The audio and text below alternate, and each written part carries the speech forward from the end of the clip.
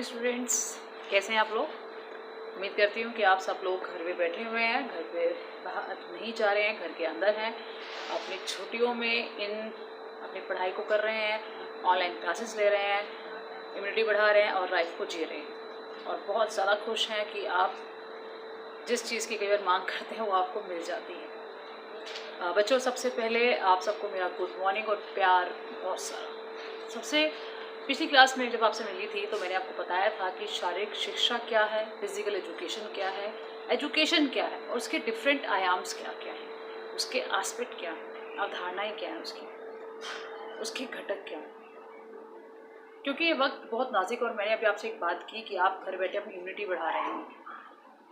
Immunity word जो है, immunity का मतलब है प्रतिरोध क्षमता, यानी जो मानव बाहर से नहीं खरीद सकता उसके शरीर के अंदर अपने आप पैदा होती है।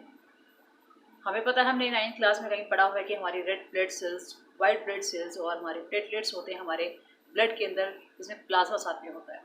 तो वाइट ब्लड सेल्स जो हमारी प्रतिरोध क्षमता यानी कि इम्यूनिटी को बढ़ाती हैं। तो आपका सबसे ज़रूरी काम इसमें यह है कि इन दिनों में, जिसमें जब 1 महीना लगभग लॉकडाउन शब्द आप सुन रहे हैं, लॉकडाउन का 1 महीना बीत चुका है, तो इस दौरान आपको अपनी इम्यूनिटी यानी प्रतिरोध क्षमता बढ़ानी है। शारीरिक शिक्षा का आज एक नया तरीका उसके साथ जुड़ा हुआ है, एक इम्यूनिटी बढ़ाने का सबसे महत्वपूर्ण। तो सबसे पहले मैं आपको ये बताने वाली हूँ कि शारीरिक शिक्षा के फायदे क्या क्या हैं, इम्पोर्टेंस क्या है। मैंने आपसे बात की थी कि शारीरिक शिक्षा के आयाम है शारीरिक, मानसिक, भावनात्मक, सामाजिक और आध्यात्मिक यानी स्पिरिचुअलिज्म। तो इन 5 को ही आप ध्यान में रखते हुए इसके पूरे फायदे गिना सकते हैं। और सबसे बड़ा फायदा तो उसका शारीरिक विकास है, जिसको कोई भूल नहीं सकता।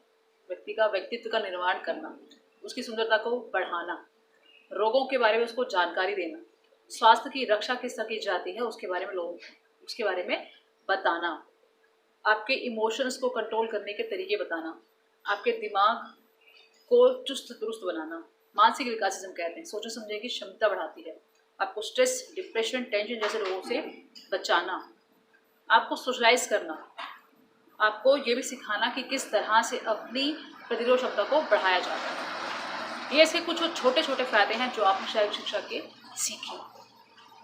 अब मैं आपको सिर्फ जोड़ूंगी यहाँ पे शारीरिक विकास के साथ, जो कि हमारा सबसे इम्पोर्टेंट फैक्टर है इन दिनों के लिए भी और सबसे ज़्यादा महत्वपूर्ण है शारीरिक विकास। उसका सबसे बड़ा महत्व है वो है शारीरिक विकास। विकास कई शब्दों से मिलकर बना होता है, जिसमें आपकी फिजिकल ग्रोथ होती है, यानी कि आपकी शरीर की लंबाई और ऊंचाई बढ़ाते हैं। ये बात सत्य है कि जितना बच्चा बचपन में खेलता है, बाहर कूदता है, वो उतना ज़्यादा ही अपनी हाइट गेन करता है, उसकी मसल्स स्ट्रॉन्ग बनती हैं, वो सुडौल रहता है। मोटापे को कम करना, रोग प्रतिरोध क्षमता को बढ़ाना, सुंदरता को बढ़ाना, शरीर में चोटों से बचाव करना, क्योंकि आपकी बॉडी में आप जितनी खेलते हैं या जितना शारीरिक शिक्षा के बारे में जानते हैं या कोई भी फिटनेस की एक्टिविटी या कोई भी स्वास्थ्य संबंधी कोई क्रिया करते हैं, तो उससे आपकी चोटों का बचाव होता है, क्योंकि आपकी बॉडी की फ्लेक्सिबिलिटी यानी कि लचक जोड़ों की बढ़ जाती है। उसके अतिरिक्त आपकी रोग प्रतिरोध क्षमता को बढ़ाता है। ये कुल मिला के शरीर को पूरी तरह से विकसित करते हैं, मसल्स को स्ट्रॉन्ग करता है, हड्डियों को मजबूत बनाता है, शरीर के सभी तंत्र, चाहे वो श्वसन तंत्र है, चाहे रक्त संचरण तंत्र है, चाहे न्यूरोमस्कुलर कोऑर्डिनेशन का है, चाहे आपका डाइजेस्टिव यानी कि आपका पाचन तंत्र है, चाहे वो आपका उत्सर्जन तंत्र है, इन सभी तंत्रों को पूर्ण रूप से सुचारू बनाने के लिए उसे सभी कार्यों में मदद करता है। यानी कुछ घंटों का खेल या थोड़ा सा ही घंटों की स्वास्थ्य संबंधी क्रियाएं आपके इन्हीं सभी संस्थानों पर बहुत ज़्यादा पॉजिटिव यानी कि सकारात्मक इफेक्ट डालती है, और जिससे कि आपका शारीरिक विकास पूरा हो जाता है। सबसे बड़ी बात होती है कि शरीर के व्यक्तित्व को पूरी तरह से निखारता है। ये सब आपका आज का एक पिछले से जुड़ा, साथ में एक और कनेक्टेड ही पार्ट बताया मैंने आपको, जिससे कि पता चले कि शारीरिक शिक्षा का हमारे जीवन में महत्व क्या है और हम क्यों इसको डेली लाइफ में करने की कोशिश करते हैं। अब आता है मानसिक विकास। मानसिक विकास में अगर हम जाएं तो आपको सोचने समझने की शक्ति को बढ़ाता है, स्ट्रेस, टेंशन, एंजाइटी, डिप्रेशन जैसे एक साइकोलॉजिकल इफेक्ट्स से दूर करता है। हमारे ब्रेन से जो हार्मोन्स रिलीज किए जाते हैं वो सोच के साथ साथ बढ़ते हैं। हमने अपनी भावनात्मक भावनाओं को कंट्रोल करना सिखाते हैं। हम सोचने समझने की क्षमता को डेवलप करती है, स्मरण करने की क्षमता को बढ़ाता है।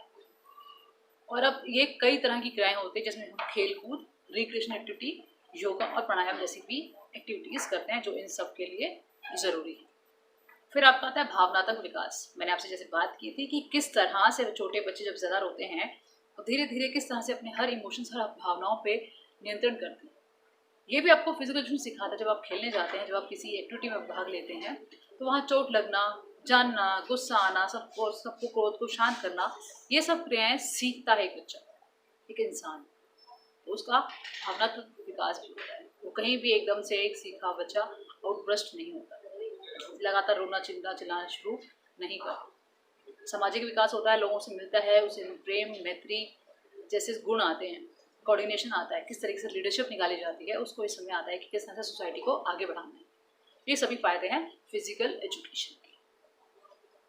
कल इसके बाद हम बात करेंगे अगली क्लास में कि किस तरह से प्रैक्टिकल क्लास में हम शारीरिक विकास करने के लिए किस किस तरह की क्रियाएं करें। जैसे कि मैंने बात की है खेलकूद, रिक्रिएशन, एडवेंचर और योगा एंड प्राणायाम।